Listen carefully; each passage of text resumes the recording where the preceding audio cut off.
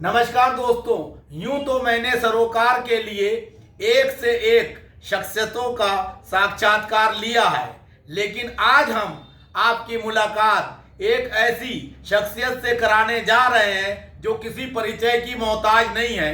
भारत साधु समाज के राष्ट्रीय अध्यक्ष स्वामी शिवराम जी हमारे साथ हैं। हम जानना चाहेंगे कि साधु समाज की हमारे देश में और हमारी संस्कृति में क्या महत्ता है, साधु समाज का इतिहास क्या है, साधु समाज भारत साधु समाज के राष्ट्रीय अध्यक्ष की हैसियत से आम जन सामाजिक कार्यों के लिए भारत साधु समाज क्या कर रहा है, देश में वास्तविक तौर पे राम राज स्थापित हो, इसके लिए सरकारों और नेताओं को साधु समाज के क्या सुझाव हैं, वो किस तरह का वातावरण चाहते हैं, किस तरह का देश में विकास चाहते हैं, किस तरीके से सही माने में साधु समाज देश का नेतृत्व करे और नेतृत्व करने वालों को दिशा निर्देश दे, इसमें आई हुई खामियों के बारे में भी चर्चा करेंगे और जानेंगे कि स्वामी शिवराम जी क्या कर रहे हैं और किस तरीके से साधु समाज की स्थापना से लेकर आज तक उसके द्वारा किए गए सकारात्मक कार्यों को जन जन तक पहुंचाने में वो लगे हुए हैं। तो आइए मिलते हैं भारत साधु समाज के राष्ट्रीय अध्यक्ष स्वामी शिवराम जी से।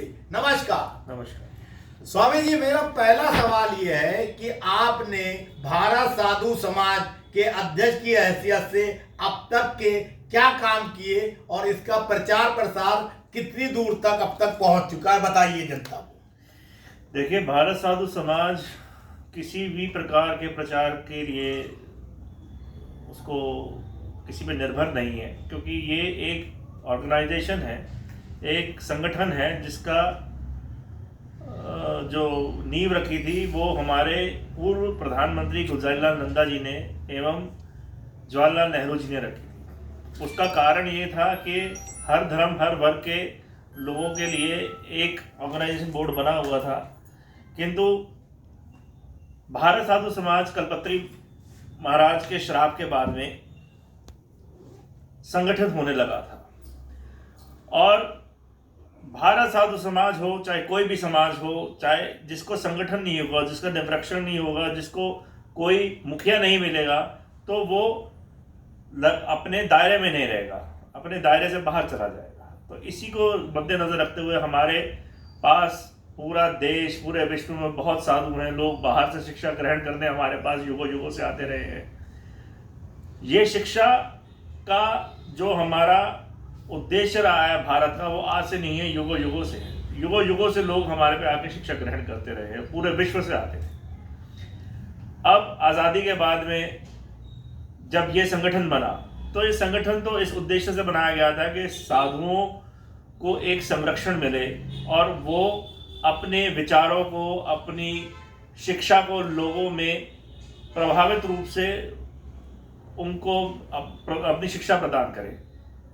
पहले के समय में भी साधु होते थे भी, लेकिन साधु वो सारे जंगल में चले जाते थे, अपना ज्ञान आसानी से नहीं देते थे। हम लोग कहते हैं ना कि साधु का चेला बनना इतना आसान नहीं है, बहुत सेवा करनी पड़ती है, बहुत परिश्रम करना पड़ता है, तब जाके वो उसको अपना चेला बनाते थे। उसका कारण था कि अगर वो कहते थे कि हम अपना ज्ञान जो हमने अपनी तपस्या से, अपनी साधना से अर्जित किया है, अगर हम इसको यूं ही दे देंगे तो कल को उसका दुरुपयोग करेगा या हमारे में ही कोई खामियां निकालनी शुरू कर देगा, जो होता भी आया है।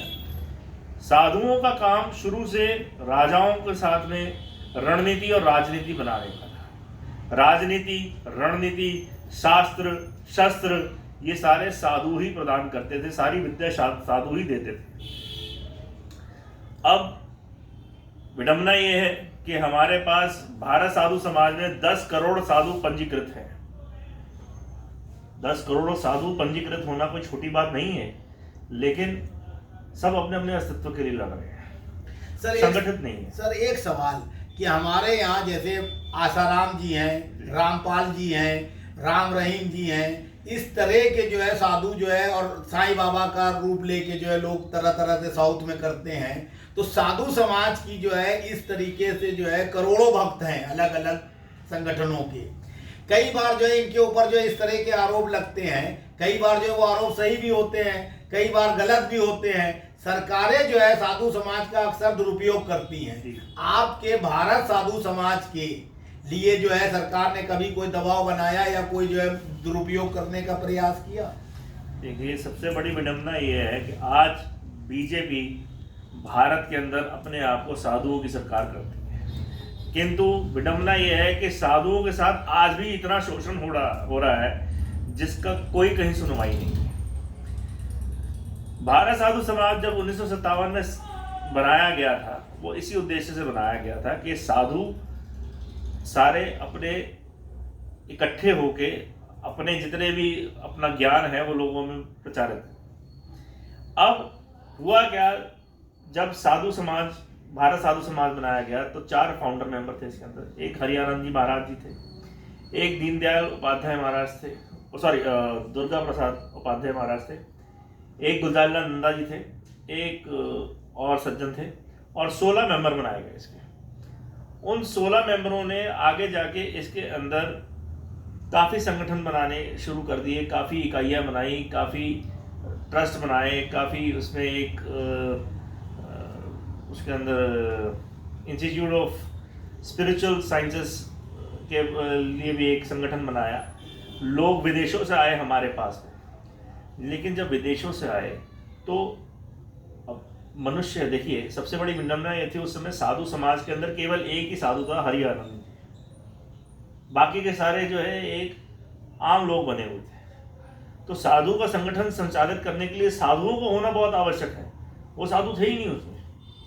लोगों ने अपनी पर्सनल ग्रीड के लिए, अपने अपने महत्वाकांक्षाओं के लिए साधु समाज का दुरुपयोग करना शुरू कर दिया। इधर वक्फ बोर्ड एक संगठन बन गया था, वो धार्मिक रूप से अपना प्रचार करता रहा, अपने आप को बढ़ाता रहा। इधर से गुरुद्वारा प्रबंधक कमेटी बन गई, वो गुरुद्वारों के लिए काम करना शुरू हो गई।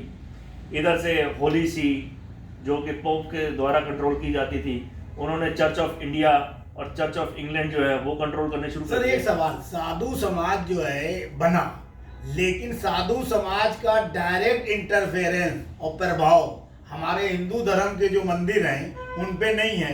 उन पे सरकार जो है अपनी तरह से जो है, जैसे वैष्णो देवी में सरकार का आधिपत्य है, भगवान श्री राम का जो मंदिर बन रहा है वहाँ भी ट्रस्ट बना दिया गया है। तो आप लोगों को डायरेक्ट वो महत्व नहीं दिया जा रहा है सरकार के द्वारा, जो वक्फ बोर्ड या शिरोमणि गुरुद्वारा प्रबंधक या क्रिश्चियनों को है। बिल्कुल। इसके लिए आप क्या कर रहे हैं? इसके लिए हम अभी भी सरकार से लड़ाई लड़। देखिए, आप एक ही देश में 10 तरह के कानून नहीं बना सकते, विभाजित कानून नहीं दे सकते समाज को। आप अगर किसी, छोटी सी मैं एक उदाहरण दूंगा, इसे व्यक्तिगत तौर पर ना लें। अगर सपोज किसी मौलवी साहब या किसी इमाम साहब के ऊपर कोई भी एलिगेशन आता है, देखिए हार मास के सारे इंसान हैं, अपराधी तो सारे हैं। जो अपराध नहीं करेगा वो तो स्वयं देवता हो जाएगा जी। देवताओं ने भी अपराध किए हैं जी। अगर आप अपराध किसी प्रकार का किसी भी धर्म वर्ग के अंदर करते हैं तो उनके लिए एक स्पेशल कोर्ट्स, उनकी धार्मिक अदालतें हैं जी, धार्मिक न्यायालय है। मुस्लिम वर्ग के लिए शरीय अदालतें हैं, क्रिश्चियंस के लिए अपनी होली सी डिसाइड करती है, गुरुद्वारा प्रबंधक कमेटी के अंदर सरदार डिसाइड करते हैं अपना। किंतु जब किसी हिंदू साधु की बात आती है तो उसे मीडिया उसके परछन से उड़ा देता है, उसको इतना ज़्यादा नीलाम करता है उस साधु को पूरी मार्केट के अंदर। 1.5 महीने 2 महीने तक वो साधु की खबर बिकती रहती है, मीडिया उसके अंदर अपने पैसे कमाता रहता है। हमारे को सबसे पहले अपना इतिहास जानना बहुत आवश्यक है। अगर हम अब इतिहास नहीं जानेंगे तो हम आगे अपनी नई पीढ़ी को अपनी धरोहर, अपने संस्कार नहीं दे पाएंगे। हमारे सप्त ऋषि हुए जिनसे आगे हम कहते हैं कि हमारा सारा वंश के आगे बढ़े, सारे सप्त ऋषि के वंशज हैं। सप्त ऋषि ग्रस्त थे, जबकि साधुओं पर आज एक एलिगेशन उठाया जाता है कि साधु ग्रस्त नहीं हो सकते। हमारे जब देवी देवता ग्रस्त हैं सारे के सारे, हमारे सप्तऋषि ग्रस्त थे, तो साधु ग्रस्त क्यों नहीं हो सकते? हमारे शास्त्रों में लिखा है कि साधु ग्रस्त होंगे। ग्रस्त जीवन के अंदर परमार्थ को जिसने पा लिया उससे उच्च कोटि का संत है ही नहीं। आप जो व्यक्ति परिवार का नहीं वो संसार का भी नहीं हो सकता, जिसे ज्ञान ही नहीं है कि जिन्होंने मुझे पैदा किया है और जिनको मैंने पैदा किया है उनका दुख दर्द नहीं जानता, तो वो एक पराये व्यक्ति का दर्द कैसे समझेगा? इसमें एक सवाल पूछेंगे, बहन मायावती और बहन ममता बनर्जी और स्वर्गीय बहन जयललिता जी, ये 3 लोगों ने शादी नहीं की, प्रधानमंत्री नरेंद्र मोदी साहब ने शादी नहीं की, योगी आदित्यनाथ जी ने शादी नहीं की। विपक्ष और आप जैसे लोग भी ये कहते हैं कि जिसका जो है कोई परिवार नहीं है वो दर्द क्या जाने जी। तो क्या इस तरह के लोगों को राजनीति में आके सत्ता सुख जो है भोगने का अधिकार होना चाहिए? राजनीति और साधुत्व दोनों अलग अलग चीजें हैं। साधु जो साधे वो साधु, जो दूसरों का काम करे, जो दूसरों का दुख दर्द उठाए वो साधु। उसका यहाँ पे कहीं परिभाषा नहीं है, उसके विवाहित जीवन होने से या अविवाहित होने से इस परिस्थिति में कोई विश्लेषण नहीं है हमारे ग्रंथों के अंदर कि जो व्यक्ति विवाहित है वो साधु होना चाहिए, जो व्यक्ति विवाहित नहीं है वो साधु नहीं होना चाहिए। हमारे सनातन धर्म के अनुसार हर मनुष्य को, हर व्यक्ति को 24 से 25 वर्ष की आयु तक ब्रह्मचर्य का पालन करना बहुत अनिवार्य था। तो सर इसका मतलब सनातन धर्म की मूल परंपराओं का सही माने में क्रियान्वयन साउथ के लोग नहीं करते हैं, जहां देवदासी प्रथा है। देखिए, अब देवदासी की मैं आपको बताता हूँ। देवदासी या कृष्णदासी जो हमारे यहाँ पे बनाई गई थी, वो इसलिए बनाई गई थी कि जो अपना जीवन भगवान को समर्पित करते। पहले आप बात समझिए, मैं अपने द्वारा ये लोगों को एक शिक्षा देना चाह रहा हूँ कि हम भगवान की परिभाषा को गलत तरीके से प्रयोग करते हैं, गलत विचलन करते हैं। क्या परिभाषा होना चाहिए वो देशवासियों को बताइए। किसी आपको एक मैं नाट्य के तौर पे, कथा के तौर पे बताता हूँ। एक मनुष्य अपनी ग्रस्त जीवन से उठ के साधुओं के पास गया, कुछ समूह के पास गया साधुओं के, उससे उसने पूछा, भगवान इस सृष्टि को किसने बनाया है? बोले भगवान ने। बोले भगवान क्या है? बोले भूमि गगन वायु अग्नि नीर, पंच तत्वों को भगवान कहते हैं। वो पंच तत्व हम सब में विलीन है, हम सब उसके अंदर पंच तत्वों से उत्पन्न हुए हैं। तो बोला इनका आकार क्या? बोला इनका कोई आकार नहीं है, निरंकार है भगवान। तो बोले अगर भगवान निरंकार है तो जिसने सृष्टि को बनाया है उसका कोई आकार नहीं। बोला कोई आकार नहीं। तो बोला वो कहाँ में है? बोला वो तो कण कण में सम्मिलित है, तुम में है, मुझ में है, पशु में है, पक्षी में है, वृक्ष में है, पत्ते में है, हर डाल में है। बोला इस पत्थर में भी है? बोला इस पत्थर में भी है। बोला इस काले पत्थर में भगवान है? बोला हाँ। वो उस पत्थर को उठा के अपने घर ले गया। उसने वो रात भर उसको देखता रहा और उसमें से भगवान नहीं निकले। सुबह उसने लाठी उठा ली, बोला साधु की टांग तोड़ूंगा, मेरे को रात भर यहाँ पे बिठाए रखा काले पत्थर क्या। सुबह जब हो गया, बोला महाराज मेरे साथ ही छल किया आपने, आप तो साधु, आप झूठ कैसे बोलते हो, असत्य कैसे बोला आपने? बोला मैंने क्या सत्य बोला? बोला आपने कहा इस पत्थर में भगवान है, इसमें तो कुछ निकला नहीं। बोला तूने इच्छा शक्ति से इसके अंदर भगवान की चेष्टा नहीं करी। अगर तेरी इच्छा शक्ति होती तो इसमें से भगवान प्रकट होते, एक शक्ति प्रकट होती इसके अंदर। तो भगवान कहीं नहीं है, भगवान हम सबके अंदर है, इच्छा शक्ति में है हमारी। अगर मैं आज चाहता हूं कि मैं को साहिब साहब से मिलना है, मेरी इच्छा हुई है सुबह दृढ़ता से, तो मैं अवश्य मिलूंगा। चाहे आप आए चाहे मैं आपके पास आऊं, वो एक अलग निर्णय है।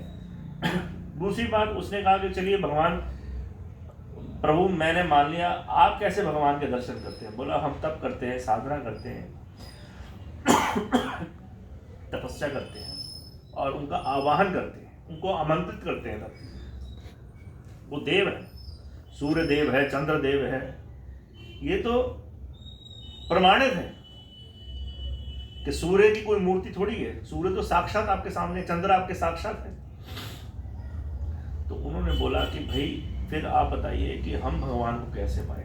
बोला हम तो तपस्या कर नहीं सकते अपने संसार को छोड़ के। बोला तुम व्रत जीवन में परमार्थ को पा सकते हो, तुम जल्दी पाओगे। हम तो देवताओं को बुलाते हैं बाध्य बनाने के लिए, वरदान मांगने के लिए। अपनी तपस्या जो करते हैं, जो अपना तप करते हैं, त्याग करते हैं, वो इसलिए कि हमें कोई वरदान हो संसार के लिए, ताकि हम अपने आप में लोगों के अंदर हमारा नाम संसार में नाम। तुम अपने गृहस्थ जीवन के सारे कार्य पूरे करते हो, उसको जब याद करते हो तो तुम्हारे पास इसलिए आता है कि तुम उससे निस्वार्थ सिर्फ उसके दर्शन अभिलाषी मात्र एक भावना को लेकर उसे स्मरण कर रहे हैं। तो बोला उसके लिए हमें क्या करना होगा? बोला उसके लिए एकाग्रता चाहिए। बोला एकाग्रता के लिए क्या करूं? बोला किसी को भी अपना एकाग्रता के लिए, कोई भी अपना एकाग्रता के लिए कोण बनाओ, उसके ऊपर एकाग्रता करो और वो तुम्हारे को ध्यान लगाओ अपना उसके ऊपर। तो बोला ठीक है। बोला पर अच्छा चलिए मानिए जिस भगवान ने इतनी सुंदर सृष्टि बनाई है, वो काले पत्थर में आप कह रहे भगवान है, तो वो इतना क्रूप है। तो बोला तुम्हें एक काम करो, जो तुम्हें आकृति भगवान की लगती है, अपने मन में स्मृति होती है, वो आकार दे दो। शिल्पकार को बुलाया गया, उसका मूर्ति बना ली, आकार दे दिया, मूर्त बना दी। बोला अभी भी काला है, बोला रंग दे इसको।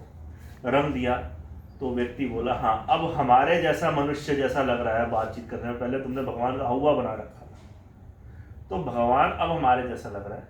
बोला अब इसको ले जा।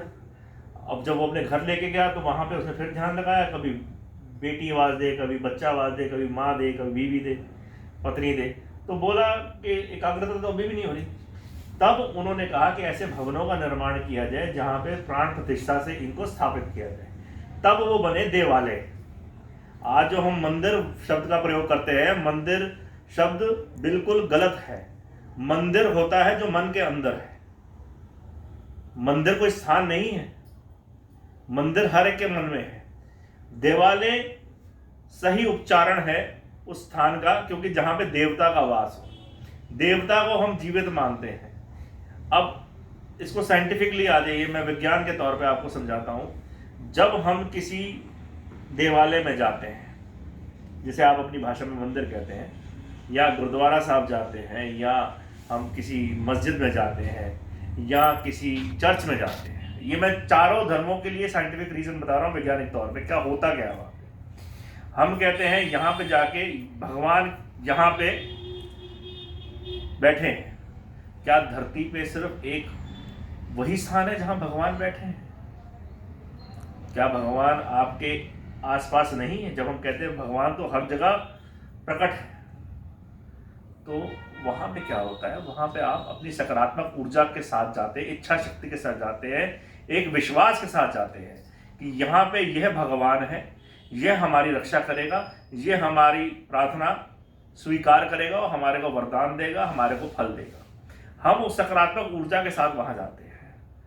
वो उस स्थान पे कई हजारों लाखों लोग जो है रोज वहाँ पे जाते हैं, सुबह से लेकर शाम तक एक इच्छा शक्ति से घर से जा रहे होते हैं। अपने माता पिता के पैर नहीं छूते जिन्होंने असल में उनको जन्म दिया है, उसको पैर छूना याद नहीं रहेगा, लेकिन हाँ जहाँ उस देवालय को पार करेगा, मंदिर को पार करेगा, तो गाड़ी रोक के, स्कूटर रोक के, रिक्शा से उतर के, हाथ जोड़ के, नस होके मतलब मत्था टेक कर जाएगा। क्यों? लालच। दो ही चीजें हैं इस पूरे विश्व को चला रही है, एक आपका विश्वास और एक आपका डर। डर हमें इस चीज का है कि आज हम इसको नहीं पूजेंगे तो कल कोई हमें फल नहीं देगा, और विश्वास ये है कि अगर हम इसको पूजेंगे तो ये हमें फल देगा। एक ही चीज के दो पहलू हैं। शिवराम जी, आपने अभी जो है एक बात कही कि जो है हमारे जो है समाज में पुरातन काल से साधुओं का काम था शस्त्र शास्त्र सलाह और दिशा निर्देश देना राजाओं को और उनको। आज के वर्तमान युग में खास तौर से भारत में साधु समाज बहुत है। भारत साधु समाज के आप राष्ट्रीय अध्यक्ष हैं। पार्टियों ने अपने अपने साधु और अपने अपने लोग चिन्हित कर लिए हैं, और तथाकथित तौर पे ये प्रचारित और प्रसारित होता है हर जगह कि ये तो कांग्रेसी जो है संत है, ये बीजेपी का समर्थक है, ये समाजवादी का है, ये जनता दल यूनाइटेड का है, ये साउथ का है, ये नॉर्थ का है, ये ईस्ट का है, ये वेस्ट का है। तो क्या ऐसा होना चाहिए? बिल्कुल नहीं होना चाहिए। मैं जब राष्ट्रीय अध्यक्ष की पदवी पर आया, मैंने सभी आग्रहों से, सभी संप्रदायों से, सभी पंथों से ये आग्रह किया कि एक छत्र बनाया जाए। उससे क्या है कि हमारे जो आगे फॉलोअर्स हैं, जो हमारे श्रद्धालु हैं, जो भगवान के श्रद्धालु, हमारी सबसे बड़ी विडंबना देखिए दो चीजों की सकती है। श्रद्धालु किसी संत के नहीं है, श्रद्धालु उस अदृश्य शक्ति जिसे हम भगवान मानते हैं उसी के हैं। हम अपने आप को प्रचारक बनाते बनाते हम उसके मुखिया बन जाते हैं, उसके सेल्समैन बन जाते हैं, उसके विक्रेता बन जाते हैं, उसे बेचना शुरू कर देते हैं। पहले तो भगवान की दिशा वहां दिखाते हैं, फिर कोई उंगली अपनी तरफ मोड़ लेते हैं कि हमें वो भगवान है। अरे भाई, हम मानव रूपी संसार में आए हैं, यहाँ पे जो अवतार अवतरित हुए, चाहे भगवान राम थे, चाहे कृष्ण थे, चाहे विष्णु जी के 10 अवतार थे, चाहे शिव जी के 10 जितने अवतार हैं, हनुमान जी हैं, उन सब ने ये समझाया है कि भैया जो इस मनुष्य के चोले में आएगा उसे कष्ट भोगने पड़ेंगे, उसे वैराग्य भोगना पड़ेगा, उसे वियोग भोगना पड़ेगा। जब हमारे अवतार हमें समझा रहे हैं कि हम अवतार होते हुए भी, अवतरित हुए तो भी हम एक आम मनुष्य है, एक साधारण मनुष्य है, तो आप साधारण मनुष्य होते हुए अपने आप को भगवान क्यों व्याख्या करते हैं अपनी? स्वामी जी एक चीज बताइए कि सभी धर्मों के बारे में आपने बताया, सबका मूल मकसद है मानव मात्र की सेवा करना और शांति और विकास की ओर आगे बढ़ना, एक दूसरे का सम्मान करना। बावजूद इसके खास तौर से भारत में 4 प्रमुख धर्म तो पूरी तरह से प्रचारित है, हिंदू, मुस्लिम और सिख, ईसाई जी। ये लोग आपकी तरह सोच क्यों नहीं रखते हैं और आपस में लड़ने का काम करते हैं? राम मंदिर को लेके आंदोलन होते हैं, काशी मथुरा को लेके आंदोलन होते हैं, ज्ञानवापी को लेके होते हैं, 50 तरह के लोग जो है कोर्ट कचहरी में दौड़ते हैं, धर्म और संप्रदाय के लिए लड़ाई लड़ते हैं। जबकि धर्म का काम, जैसा आपने बताया, जैसा मैं भी समझता हूँ, धर्म जो है भगवान कण कण में है, मानने का तरीका सबका अलग अलग है, मकसद राहें अलग अलग हैं, लेकिन मंजिल सबकी एक है। तो ये मंजिल जब एक है तो ये अलग अलग राहों से जाके लड़ते भिड़ते हुए लोग उस मंजिल को क्यों हासिल करना चाह रहे हैं, इस पे जनता को बताइए। देखिए, निजी स्वार्थ, युगों युगों से निजी स्वार्थ जो है वो हमारे अंदर एक राक्षस प्रवृत्ति को उत्पन्न कर देता है। हमारे यहाँ सनातन धर्म में 4 युग हुए। पहला युग हुआ सतयुग, जिसमें देवता देवलोक में थे और दानव जो राक्षस है वो पाताल लोक में थे। उसके बाद आया त्रेता, वो धरती पर आए राम और रावण के रूप में, ताड़का के रूप में, समक्ष एक दूसरे के आए, युद्ध किया। फिर आया द्वापर, कुटुंब में पैदा हुए, कंस, कृष्ण, कौरव, पांडव। आज कलयुग है, जैसे दूसरा रूप कहते हैं छल युग, एक दूसरे को छलना। कलयुग के अंदर ये देवता और दानव दोनों मनुष्य के शरीर में है। अंग्रेजों में भी कहते हैं कि डेविल एंड क्या होता है, एंजल आपके कंधे पे सवार, आप किसकी सुनते हैं? शैतान और फरिश्ता कहते हैं ना। तो इसी तरह से सनातन धर्म भी इसी बात की उसको पुष्टि करता है कि दानव और राक्षस आपके अंदर ही है। अब आप किसकी सुनते हैं वो आप निर्भर करता है। दूसरी बात, एक सबसे अहम बात साहब मैं लोगों को समझाना चाहता हूँ कि हमने अपने आप को कैटेगराइज कर दिया है, सेग्रीगेट कर दिया है, बांट दिया है कि सुबह वो कर्म मेरे लिए अच्छा है, लेकिन मैं किसी और को देख लूँ तो वो कर्म गलत है। आप समझ रहे मेरी बात को? एक छोटी सी बात है, आप इंग्लिश में गॉड पढ़ते हैं, हम सनातन धर्म में ब्रह्मा विष्णु महेश कहते हैं। ब्रह्मा जी को कहते हैं कि वो जन्म देते हैं, जन्मदाता है। विष्णु जी संचालन करते हैं। महादेव शिव जो हैं वो विनाश करते हैं। गॉड भी जो शब्द दिया गया वो जनरेटर, ऑपरेटर और डिस्ट्रॉयर है। इन तीनों को मद्देनजर रखते हुए, भाई उत्पत्ति तो वहीं से हुई है। सनातन धर्म सबसे पुराना धर्म है, सर्वश्रेष्ठ धर्म है। हिंदू एक वर्ग बना लिया, मुसलमान एक वर्ग है, सिख एक वर्ग है, ईसाई एक वर्ग है। धर्म केवल धरती पे जो है वो सनातन है, जो सत्य था, सत्य है और सत्य रहेगा। उसे कोई खत्म नहीं कर सकता। पेड़ों का वो लहलहाना सनातन है, पक्षियों का चहचहाना सनातन है। सनातन ये नहीं है कि मैं इसकी पूजा कर रहा हूँ और वो उसकी पूजा कर रहा हूँ, वो सनातन नहीं है। देखिए, सनातन का प्रचार करने के लिए संत बाहर निकले, उत्पत्ति हुई कि इसका प्रचार हम। एक सवाल, सनातन बहुत अच्छी चीज है जिस तरह से आपने एक्सप्लेन किया, लेकिन सनातन धर्म के प्रचारक और आप जैसे लोग जो सनातन धर्म पे ही चलने का प्रयास कर रहे हैं और चल रहे हैं, उनके मुकाबले छदम रूप से जो साधु समाज है वो ज्यादा लग्जरी जिंदगी जी रहा है, उसके पास संसाधन ज्यादा है, उसके पास फॉलोअर ज्यादा है, उसके प्रचारक ज्यादा है, उसकी टीआरपी ज्यादा है। उनसे आप, जैसे आपने कहा दानव और देव देवता दोनों आदमी के साथ हैं।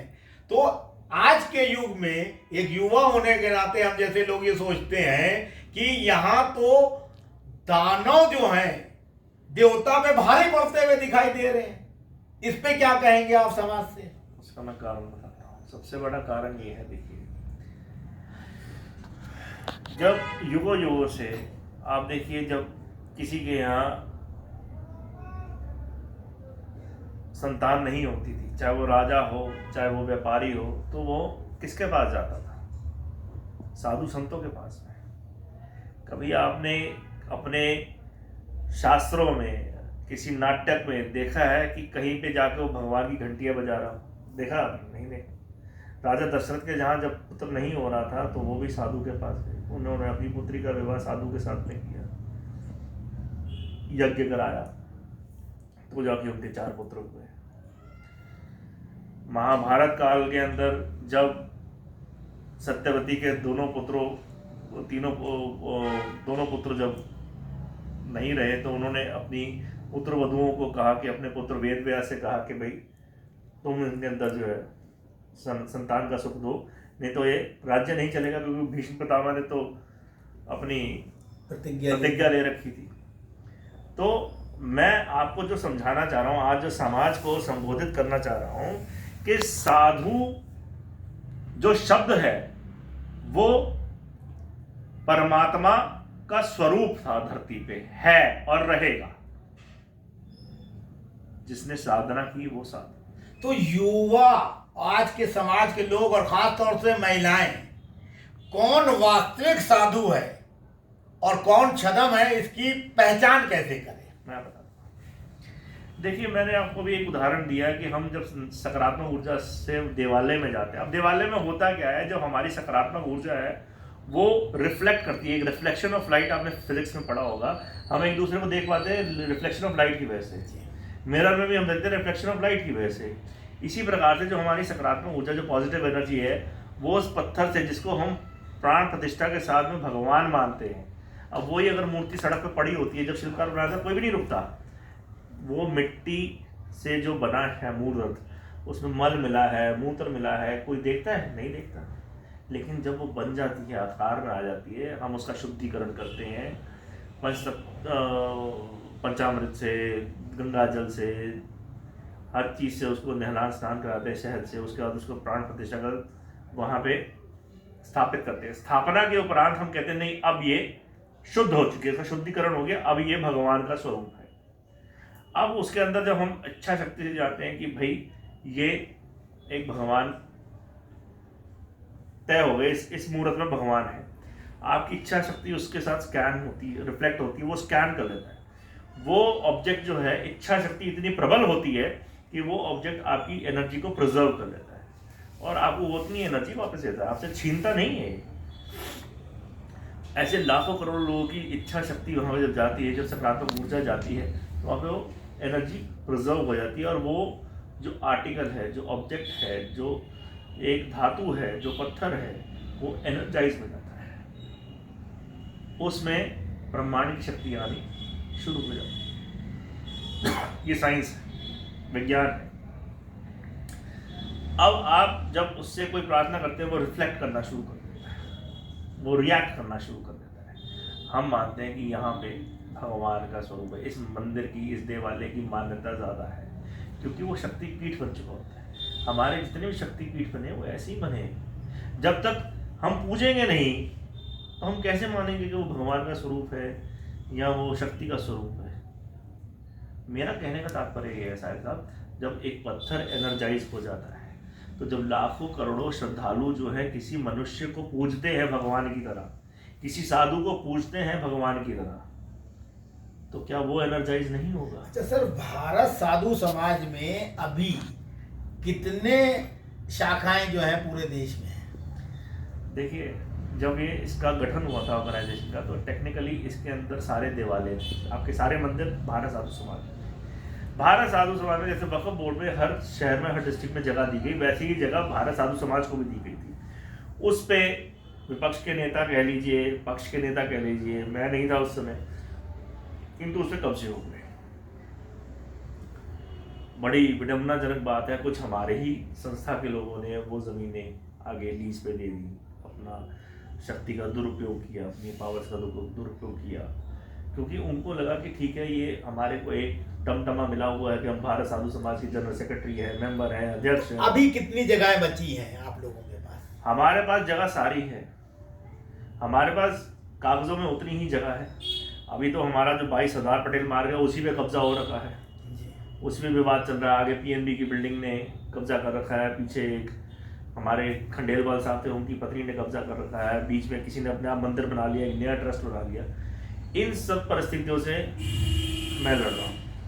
मैंने जब ये कार्यभार संभाला तो मैंने देखा कि यहाँ पे कोई भी नहीं था संचालन करने के लिए उस समय, और उस समय मेरे को लगा कि भाई इतनी बड़ी ऑर्गेनाइजेशन, इतनी बड़ी पावर बिना किसी मुखिया के बैठी हुई है, शक्तिहीन होकर। एक अंग्रेजी की कहावत है, lot of power comes with lot of responsibility. एक बड़ी शक्ति आपके पास बड़ी जिम्मेदारी से आती है, तो ये जिम्मेदारी के साथ निभा नहीं पाए उस शक्ति को, छिन्न भिन्न कर दिया। तो आपने अभी कितनी चीजों को जो है कैप्चर करके उन्हें पुनः प्रतिष्ठापित कर मैंने दिया? सबसे पहले तो जाके जो साधुओं को एकत्रित किया, चाहे वो बैरागी पंथ के हैं, चाहे गौर पंथ के हैं, चाहे किसी और पंथ के हैं, उन सबको बोला कि आप आके एकत्रित हों, कम से कम एक दिशा तो दिखाइए लोगों को। विभिन्न प्रकार की दिशाएं दिखाते हैं, आप उसको पूजो, आप मुझको पूजो, आप इसको पूजो। तो जो आप देखिए, आप कहते हैं कि सनातन धर्म के लोग, हिंदू लोग जो है विभाजित है, वो क्यों विभाजित है? उसका कारण है, कारण ये है कि आपने जगह जगह 33 कोटि के देवी देवताओं को 33 करोड़ के देवी देवता बना दिया, उनको ही विभाजित कर दिया 33 करोड़ में, और खुद भी अपने अंदर आप लगा दिया। आज मुझे पूछो, चाहे राम रहीम है, वो कहते हैं जी मैं भगवान का स्वरूप हूँ, कोई कहता है मैं स्वरूप हूँ, चाहे साईं जी हैं वो कहते हैं मैं भगवान का स्वरूप हूँ, रजनीश जी हैं वो कहते हैं मैं साईं भगवान का स्वरूप हूँ। अरे भाई, अगर आप स्वरूप हैं तो आपको प्रचार करने की आवश्यकता नहीं है। आपको कोई, देखिए वही मैं आपको बता रहा कि निजी स्वार्थ और निजी लालच की वजह से लोग लगे हुए हैं। तो इसीलिए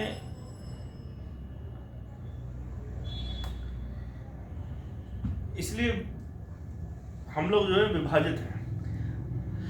अब आपको सबसे बड़ा आज मैं खुलासा करूं, देखा जाए तो हम कहते हैं सिख धर्म हमसे अलग है, हम लोग अपना इतिहास नहीं पढ़ते। सिख धर्म के अंदर सिख कोई धर्म नहीं था। हमारे 10 के 10 जो गुरु थे, उनसे पहले के 9 देव जो गुरु थे वो देव लगाते थे। गुरु नानक देव, अमरदास जी, ये सारे देव लगाते थे। इन्होंने सनातन धर्म के लिए अपना बलिदान दिया। गुरु तेग बहादुर जी ने अपना सनातन धर्म को बचाने के लिए, ब्राह्मणों को बचाने के लिए अपना बलिदान दिया। गुरु गोविंद सिंह जी ने सनातन धर्म को बचाने के लिए अपना बलिदान दिया। सीखी बनाई गई थी कि सीखो। उन्होंने 5 प्यारे बनाए थे गुरु गोविंद सिंह जी ने, वो इसलिए बनाए थे कि आप 5 प्यारों से हम एक शिक्षा लें कि हम 5 अलग अलग धर्म, अलग वर्ग के लोग उठाए थे उन्होंने, और उनको एक ही धर्म में सम्मिलित कर दिया। 5 प्यारे जो हैं उनका जरा डिफाइन कीजिए। 5 प्यारे में कौन कौन से धर्म के लोगों को लिया था? अलग अलग वर्ग थे उसमें, नीची जाति से भी थे जिनको हम अदर बैकवर्ड कास्ट में गिनते हैं, वहाँ से लिया, गुजर लिया, जाट लिया, 1-2 जाने और लिए। तो उन्होंने कहा भाई कि हम विभाजित नहीं है, हम सामान्य हैं सारे, कोई छोटा बड़ा नहीं है। उन्होंने एक जो दायरा था छोटे बड़े का वो ख़त्म किया, और उसके बाद में उन्होंने आगे कहा कि भाई उनको लगा कि ये गुरु प्रथा जो है अब चलती आ रही है, तो गुरु ग्रंथ साहब को ही आप लोग फॉलो करो, सारे फॉलो करो। पंजाब के अंदर देखिए आप आज भी पहला बेटा जो है वो गुरु सेवा में देते थे, एक अपनी मान्यता मांग के, मन्नत मांग के कि भाई अगर गुरु नानक देव ने या गुरु जी ने हमारा ये काम किया तो हम अपने बेटे को सेवा में देंगे। तो एक बेटे को वो सिख बना रहे हैं, सरदार बना रहे हैं, एक बेटे को हिंदू है, तो आपस में विभाजन कहाँ से हो गया, कैसे अलग धर्म हो गया ये।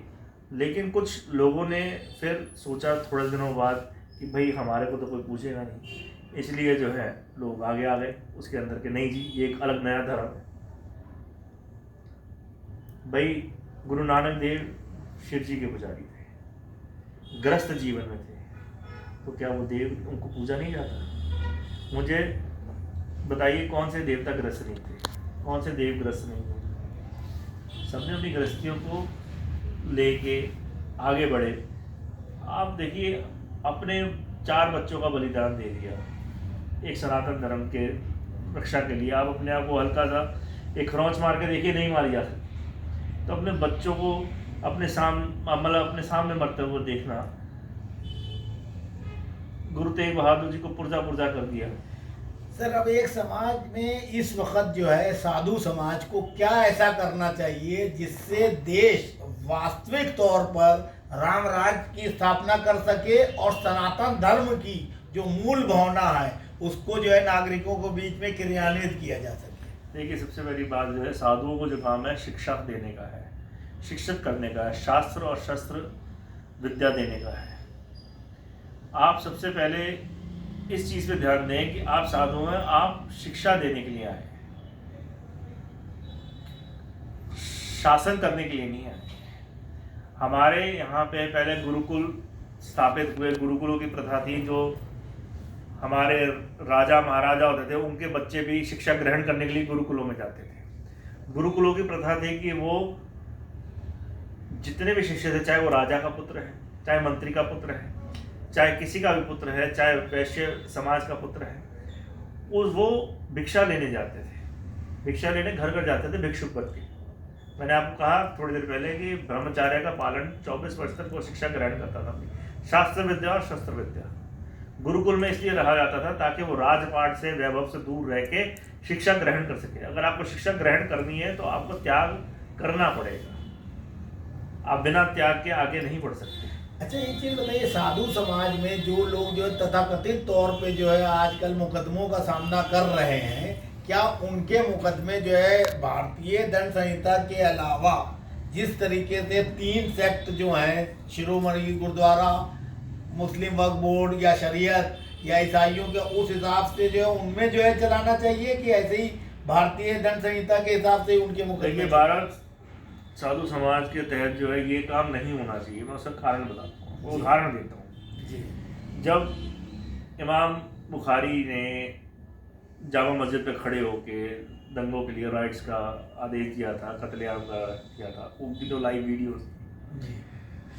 जब उनको अरेस्ट किया गया तो international Islamic league, United Nations, pope, policy वगैरह ये सारे आ गए और उन्होंने कहा जी कि एक अंतर्राष्ट्रीय कानून है कि किसी भी देश में किसी भी सेक्शन के तहत, किसी भी क्राइम के तहत आप किसी भी धार्मिक गुरु को गिरफ्तार नहीं कर सकते, क्योंकि उससे लाखों करोड़ों लोगों की धारणाएं जुड़ी होती। वो बात मान ली गई। तो अब क्यों नहीं मानी जा रही? यही बात का मुद्दा है कि अब ये जो लोग जुड़े हुए हैं, आज राम रहीम के साथ में 6 करोड़ 8 करोड़ फॉलोअर जुड़े हुए हैं, आसाराम जी के लाखों करोड़ों संत रामपाल के साथ जुड़े हुए हैं जी। तो इस चीज को मद्देनजर मैंने कहा ना कि एक देश में 10 तरह के कानून नहीं हो सकते। इनकी पैरवी आप क्यों नहीं कर रहे हैं वास्तविक सनातन धर्म के साधु होने के नाते? देखिए महाराज, मैं आपको बताता हूँ, एक बड़ा अच्छा कर्म है हमारे महाभारत के अंदर। जब महाभारत में पांडव 64 खेल रहे थे, तो 64 खेलते खेलते भगवान कृष्ण ने उनको कहा कि भाई तुम मत खेलो, मैं तुम्हारी ओर से खेलता हूँ। दुर्योधन की ओर से शकुनी खेल रहे हैं, तो वो छल कपटी है, तुम नहीं उसका मुकाबला कर पाओगे, मुझे करने दो। तो उन्होंने बोला नहीं, आप इससे दूर रहिए। उन्होंने कहा ठीक है, वो पीछे होके बैठ गए। जब ये सब कुछ हार गए तो द्रौपदी को भी दांव पे लगा दिया, वहां पे भी हार गए। तो द्रौपदी को जब चीरहरण किया दुशासन ने, तो उसने हे केशव करके उनको पुकारा और वो उसकी रक्षा के लिए आए। जब महाभारत सारी पूरी हो गई, जब ये स्वर्ग लोक में गए, तो वहां पे इन्होंने भगवान श्री कृष्ण से पूछा, केशव हम जब हार रहे थे तब तो आपने हमें आके बचाया नहीं, जब आपने द्रौपदी को बचाना था तो आप दांव पे लगने ही ना देते, आप पहले आ जाते। जब द्रौपदी का समय आया तो आप तुरंत आ गए। बोले भाई ठीक कह रहे हो, तो मैंने कहा था कि मुझे खेलने दो, तुम नहीं माने। किंतु जब तुम हार रहे थे तब भी तुमने मुझे नहीं पुकारा। द्रौपदी ने मुझे पुकारा तो मैं उसकी रक्षा के लिए आया। तो साहिल साहब, जब तक मुझे पुकारेंगे नहीं मैं जाऊंगा कैसे? ये लोग सारे अपने आप को कानून दंड संहिता के अंतर्गत अपने केस लड़ रहे हैं, जबकि इनको मालूम ही नहीं है कि वहां पे जाने का कोई तुक बनता ही नहीं है इन लोगों का। तो क्या जो है राम रहीम जी, आसाराम जी, और संत रामपाल जी, और इस तरह के और जो संतों के ऊपर भारतीय दंड संहिता के तहत मुकदमे चल रहे हैं, उनके लोगों से आपकी बात कराई जाए तो क्या आप उनकी मदद करेंगे और सरकार से टकराएंगे? अवश्य करेंगे, अवश्य करेंगे, क्यों नहीं करेंगे? हमारा काम ही इस ऑर्गेनाइजेशन को, इस बोर्ड को बनाया इसलिए गया था इनके संरक्षण के लिए। तो अगर इस बोर्ड को संरक्षण के लिए बनाया गया तो बिना उनके बुलाए भी तो आप जो है सो मोटो ले सकते हैं, जैसे सुप्रीम कोर्ट लेता है। हम ले सकते हैं, किंतु वो मानने को तैयार नहीं है। मैंने 1-2 जगह उनको संदेश भेजे और उन्होंने कहा नहीं, हमारे न्यायपालिका पे पूरा भरोसा है, न्याय संहिता पे पूरा भरोसा है, हम जो भारत का न्याय है उसके अंतर्गत हम अपना न्याय लेना चाहेंगे। तो मैंने कहा ठीक है। देखिए, आप जब तक जिसको भूख लगी उसी को रोटी खिलाएंगे ना। जो रोटी खाना ही नहीं चाहता, जो आपके हाथ का बना पकवान खाना नहीं चाहता, जबरदस्ती थोड़ी उसके मुंह में अच्छा, एक चीज का जवाब दीजिए कि कितने मंदिरों में या ट्रस्टों में भारत साधु समाज के प्रतिनिधि नामित हैं तो बताएं, नहीं है तो बताएं। नहीं है, किंतु ये जो आज सरकार ने श्राइन बोर्ड बना दिया, ये गलत बना दिया। मैंने जिनसे दीक्षा ली उनका नाम है बाबा सीताराम बनखंडी जी महाराज, जो अभी भी 110 वर्ष के जालंधर में हैं, और इनके पास माता वैष्णो देवी का सारा संचालन इनके पास था। विजय चोपड़ा जो पंजाब केसरी के मालिक हैं, उनके साथ कोई उनका निजी विवाद हो गया महाराज जी का, हमारे गुरु जी का।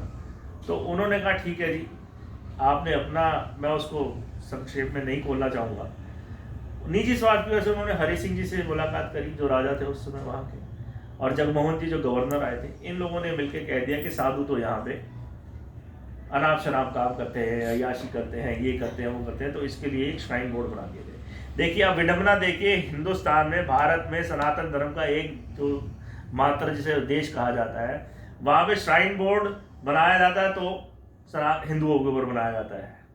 एक बाईपास किया जाता है भारत साधु समाज को और श्राइन बोर्ड बना दिया जाता है। श्राइन बोर्ड आजकल जगह जगह जाके मंदिरों पे कब्जा कर रहा है, उनके चढ़ाए हुए चढ़ावे वो लिए जा रहे हैं। तो साधु समाज ने इस चीज का विरोध क्यों नहीं किया? और अब आप जैसा दमदार अध्यक्ष मिल गया है भारत साधु समाज को, तो श्राइन बोर्ड को हटाने का प्रयास आप क्यों नहीं करते? बिल्कुल कर रहे हैं, हम उनसे मुकदमा लड़ रहे हैं, काफी सालों से लड़ रहे हैं, और अब इसको प्रबल रूप से हम लेके आ रहे हैं, क्योंकि पीछे 3-4 साल में आपको पता है कि कुछ विवादित मुद्दे रहे सरकार के पास में, तो हमारे को टाल दिया जाता था कि अब इसी आएगा मुद्दा चल रहा है महाराज, आप थोड़े समय बाद आइए, फिर कोरोना का मुद्दा चल रहा है, थोड़े बाद आइए, अभी किसानों का मुद्दा चल रहा है, थोड़े दिन बाद आइए। तो हम तो अपनी सक्षमता से, अपने धैर्य से बैठे हैं कि चलिए हमारी आप सुनेंगे तो सही, नहीं सुनेंगे, क्योंकि जिस दिन साधु अगर प्रबल रूप से सड़क पे आ गए, 10 करोड़ साधु है महाराज। स्वामी जी, एक सवाल, प्रधानमंत्री नरेंद्र मोदी साहब, अमित शाह साहब, योगी जी और भारतीय जनता पार्टी की मैक्सिमम राज्यों में सरकारें जहां हैं, वो सब लोग जो है राम राज की परिकल्पना करके राम राज स्थापित करने के नाम पे वोट लेके आते हैं जी। और आप सनातन धर्म की बात करते हैं जो कि अनंत है, जिसके बाद ही सारी दुनिया शुरू हुई और इसका ना कोई अंत होना है, ये सत्य है, ठीक। तो इस सत्यता के लिए आप जो है संघर्ष कर रहे हैं, आप प्रचार प्रसार कर रहे हैं, लोगों को जागरूक कर रहे हैं, वही दावा और वादा जो है सरकार करती है। तो आप लोगों का तो आपस में सामंजस्य होना चाहिए और आप जैसे लोगों को जिम्मेदारी मिलना चाहिए मंदिरों की। तो वो अलग श्राइन बोर्ड या राम मंदिर का ट्रस्ट बना के ऐसा कर रहे हैं, इसका ज्ञान जो है आप उन लोगों को क्यों नहीं देते? मैं बिल्कुल इस बात पे, मैंने आपको बताया ना कि हमारे यहाँ पे थोड़ी सी विडम्बनाजनक बात है।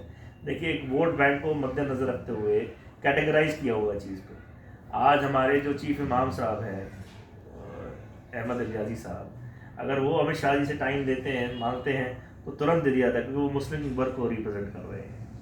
अगर गुरुद्वारा प्रबंधक कमेटी की तरफ से कोई जाता है सज्जन, तो उसे इमीडिएटली टाइम दे दिया जाता है, क्योंकि वो सिख वर्ग को रिप्रेजेंट कर रहे हैं। ईसाइयों को तो इसका मतलब ये है कि अमित शाह और मोदी साहब, ये लोग अपने लोगों को एक तरह से नजरअंदाज करते हैं और दूसरे लोगों को सर पे बिठाते हैं, तो ये तो तुष्टिकरण है जी।